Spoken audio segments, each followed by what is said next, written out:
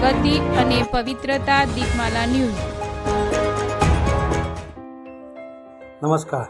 કલોલ તાલુકાના ભાવનગરપુરા ગામમાં આશરે 54 વર્ષ પહેલાં સંતો, મહંતો અને ગામના તમામ ભક્તજનોના સાથ સહકારથી મંદિરનું નિર્માણ કરી શ્રી ઘનશ્યામ મહારાજ, શ્રી હનુમાનજી, શ્રી ગણપતિજીની મૂર્તિ પ્રતિષ્ઠા ધામધૂમથી કરવામાં આવી। પરંતુ આ મંદિરનું નિર્માણ થયે ઘણો સમય થવાથી મંદિર પૂર્ણ થતાં જ પરમ પૂજ્ય આચાર્ય શ્રીની આજ્ઞાથી કલોલ મંદિરના મહંત શ્રી દ્વારા ભવ્ય નિર્માણ કાર્ય કરવામાં આવ્યું, જેનો મૂર્તિ પ્રતિષ્ઠા મહોત્સવ ખૂબ જ ધામધૂમથી ઉજવવામાં આવ્યો, જેના ઉપલક્ષમાં શ્રીમદ ભાગવત પંચાહરનું સુંદર આયોજન કરેલ હતું। આ પ્રસંગે શ્રીમદ ભાગવત કથા, ત્રિદિત્યાનક યજ્ઞ, ધર્મકૂળ દર્શન, સંતોના દર્શન, 56 ભોગ અન્નકૂટ, ભવ્ય પોથી યાત્રા, ભવ્ય નગર યાત્રા, રાસ ગરબા, આવા અનેક કાર્યક્રમોથી આખું ગામ ભક્તિમય બની ગયું હતું।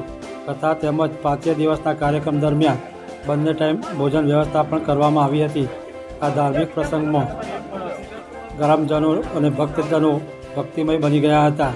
આ ભક્તિમય ભક્તજનો અને ગ્રામજનોને આશીર્વાદ આપવા અમદાવાદ શ્રી નરનારાયણ દેવ દેશ પીઠાધિપતિ પરમ પૂજ્ય ધર્મ ધુરંધર 1008 આચાર્ય શ્રી કૌશલેન્દ્ર પ્રસાદ મહારાજ શ્રી પધાર્યા હતા। તેમના આગમનથી ભક્તજનોમાં એક જ સૂર હતો, નરનારાયણ દેવની જય, જય સ્વામિનારાયણ ભગવાનની જય। દીપમાલા ન્યૂઝ, કલોલ।